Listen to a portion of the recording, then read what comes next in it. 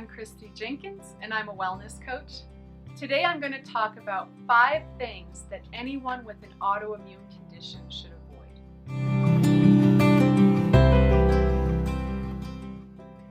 So what is an autoimmune condition? Doctors are still trying to understand what autoimmune really means and what causes it. Basically, they know that an autoimmune condition is a condition where the immune systems in the body start to attack healthy cells. Generally, people have a genetic predisposition somewhere in their genes to an autoimmune illness, and then it can be triggered by a virus, antibiotic use, or just stress. That's generally how autoimmune conditions first rise up in somebody's life. The first thing is to eliminate gluten from your diet. Now, that's a really controversial thing to say because gluten is really a mainstay part of the American diet. Gluten is a protein that's found in certain grains like wheat, barley, and rye.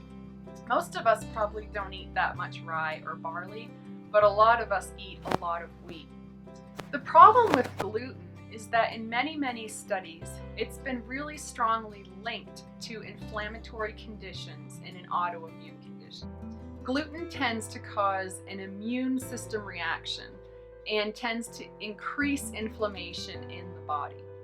Gluten is just the protein that's found in the grains, and it's really hard for the body to digest, and for whatever reason, across the board, it seems to be a trigger for most people with an autoimmune condition, especially people who are suffering from Crohn's or ulcerative colitis.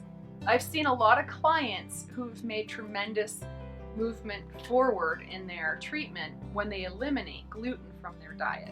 The second thing that I advise people to avoid is sugar.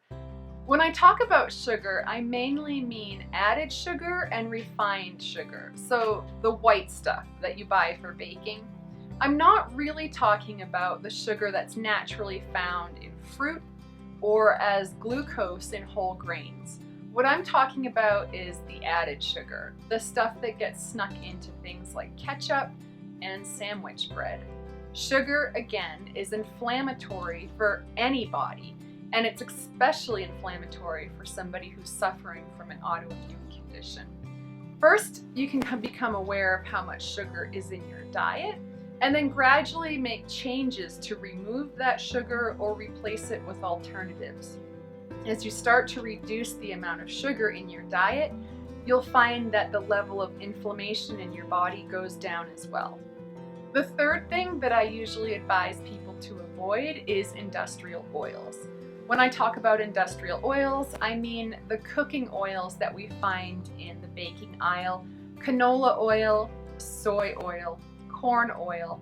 These are all oils that cause inflammation in the body. They're poorly absorbed.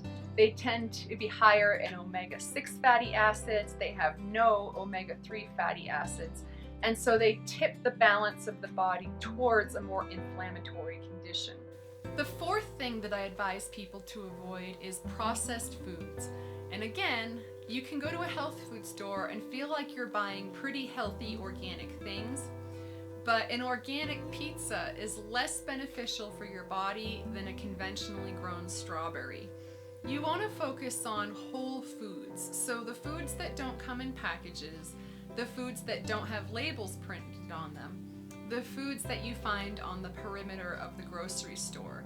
So examples would be fruits and vegetables that don't come packaged, that aren't processed, meats that aren't processed or packaged, and whole grains that you can buy in bulk or again are just found in their natural state, like whole oats or whole grain brown rice. The fifth thing that I ask people to avoid if they're suffering from an autoimmune condition is conventional dairy. Conventional dairy, once again, is an inflammatory food. It's simply the process of how dairy works and what it's made up of that makes it something that causes inflammation in our body. Dairy itself is high in lactose, which is a milk sugar, and can cause inflammation simply on the basis of causing our blood sugar levels to rise. It's also true that conventional dairy contains a lot of excess hormones and possibly even chemicals that aren't beneficial to our bodies. And then finally, a lot of people are simply intolerant of dairy. They don't have the enzymes needed to digest the lactose, and so it winds up being a burden on their body trying to process it.